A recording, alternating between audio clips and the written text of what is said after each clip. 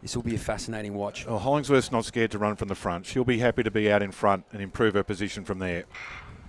So we're away. This is the Women's 800 metre Championship of Australia, and this field is absolutely loaded. So let's watch the opening 100 metres, see who can get down to that railing first. We can see Abbey Caldwell really wanting to leave an impression in the early stages. Carly Thomas just outside of her, and Claudia Hollingsworth will just settle towards the middle of this pack. So now we see them just sort themselves out. They're about 5 wide at the moment, and it's Caldwell who finds herself at the back of it. No one wants to lead. In fact, as they came down to the top here, after the first 200, they were 5 across the track, so no one wanted to go to the front. So that's interesting in itself, and now finally they've sorted themselves out.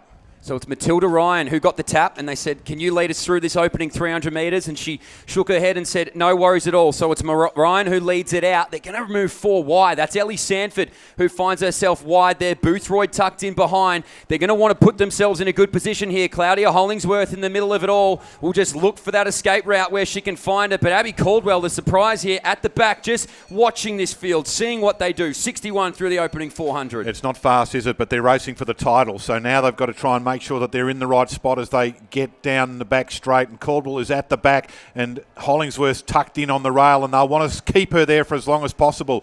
So the 2 chances here have got to find a way out as they go down the back. So Claudia Hollingsworth now just in front there of Abbey Caldwell. Carly Thomas makes a really strong move on that outside shoulder, so she didn't need the escape route. She always sat wide. Tess Kirsopp-Cole's the first one to make a move though at 200 metres. So now the racing begins. 180 metres to go to sort out this national final.